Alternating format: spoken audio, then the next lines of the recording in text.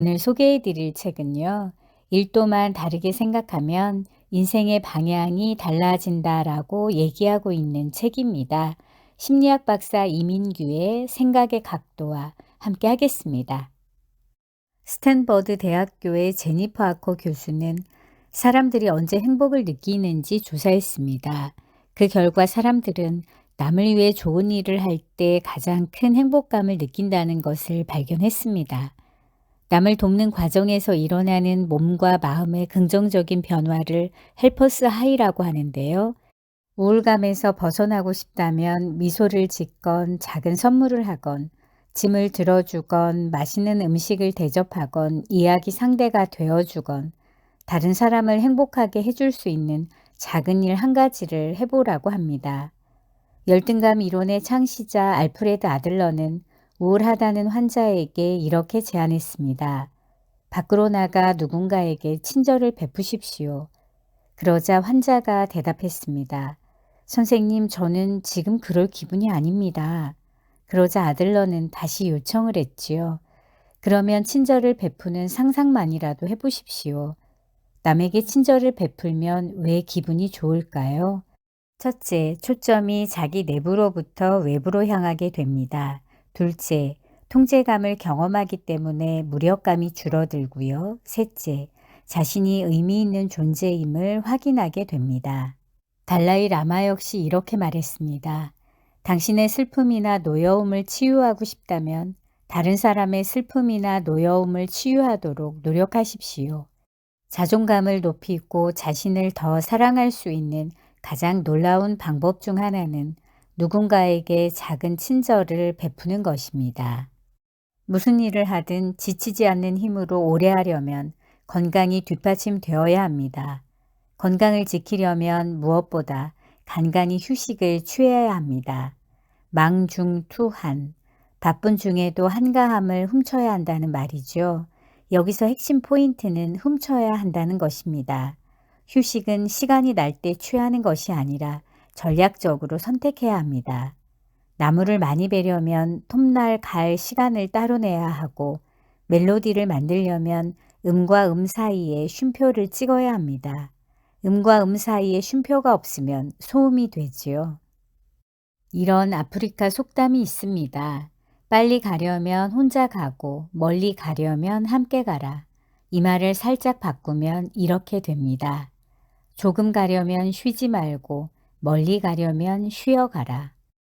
나치 수용소에서 구사일생으로 살아남아 죽음의 수용소에서를 쓴 정신과 의사 빅터 프랭클은 이렇게 말했습니다. 사람들은 저마다 자기 안에 수용소를 갖고 있다. 스스로 못났다고 믿으면 못난 사람이 됩니다. 스스로 가치 있다고 믿으면 누가 뭐래도 가치 있는 일을 할 수 있습니다. 다른 삶을 원한다면 자기 자신을 이전과 다르게 규정해야 합니다. 자기 자신에 대한 믿음이 바뀌면 그 새로운 정체성에 따라 태도와 행동이 자동적으로 바뀝니다. 소중한 사람이 되고 싶다면 나는 소중한 사람이다 라고 규정하십시오. 자기 규정을 바꿀 수 있는 가장 효과적인 방법은 어떤 자질을 갖고 싶을 때 마치 그런 자질을 이미 갖고 있는 사람처럼 행동하는 마치 뭐뭐인 것처럼 기법을 활용하는 것입니다. 즐겁고 싶으면 즐거운 것처럼, 자존감을 높이고 싶다면 자존감이 높은 사람인 것처럼 행동하면 됩니다. 행동을 바꾸면 그 행동에 따라 생각과 태도가 바뀌기 때문이죠. 자신이 그런 사람이라고 믿고 행동하면 진짜 그런 사람이 됩니다. 그리스 신화에서 피그말리오는 자신이 상아로 조각한 여인상이 너무 아름다워 이 조각상을 마치 살아있는 연인처럼 정성을 다해 보살핍니다. 결국 그가 원한 대로 조각상이 진짜 사람으로 변신하는 기적이 일어나 그 조각상과 결혼까지 하게 되는데요. 이처럼 어떤 사람에 대한 깊은 믿음과 기대가 그 사람을 긍정적으로 변화시키는 것을 심리학에서는 피그말리온 효과라고 합니다. 프로이트는 꿈의 해석에서 자신이 위대한 사람이 되려고 노력했던 것은 너는 장차 위대한 인물이 될 것이다 라는 어머니의 믿음 때문이었다고 말했지요. 사랑스럽게 대하면 사랑스러운 사람이 됩니다. 잘할 수 있다고 진심으로 믿어주면 언젠가 잘하게 됩니다.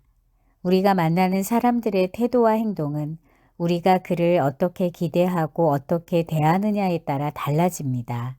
우리 모두는 누군가를 마음으로 조각하는 피그말리온입니다. 때문에와 덕분에는 둘 다 어떤 일의 원인이나 까닭을 나타냅니다. 그런데 전자는 남을 탓하고 원망하는 부정적 의미를 담고 있고요. 후자는 베풀어준 은혜나 도움에 대한 감사와 같은 긍정적 의미를 담고 있습니다. 때문에는 원망을 만들고 덕분에는 감사를 낳습니다. 현재의 삶에 만족하지 못하는 사람들은 대부분 지금과는 다른 삶을 갈망하면서도 그들 중 대부분은 지금까지와는 다른 방식으로 살려고 시도하지 않습니다. 대신 그들은 때문에라는 말을 입에 달고 다니면서 세상을 원망하고 다른 사람을 탓하기도 하지요. 경영의 신이라 불리는 마쓰시다 고노스케는 그의 성공 비결을 이렇게 말했습니다. 나는 가난한 집안에서 태어난 덕분에 어릴 때부터 갖가지 힘든 일을 하며 세상살이에 필요한 경험을 쌓았다.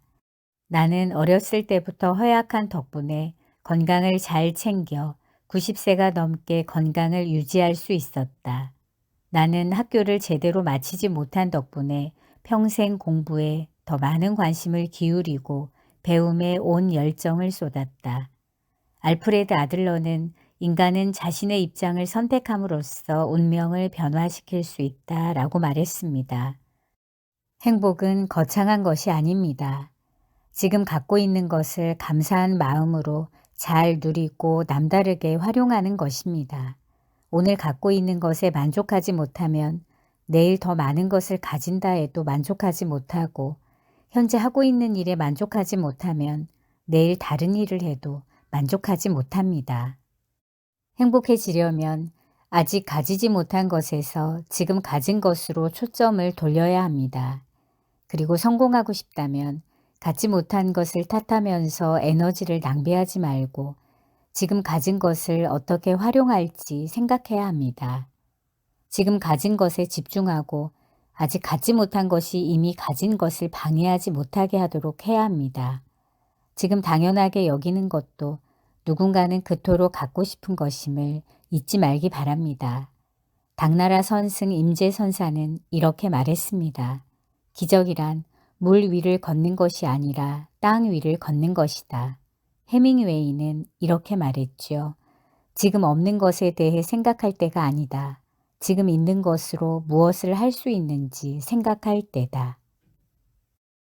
오늘은 멈추고 향유하는 웰라이프 심리학 생각의 각도와 함께 했습니다.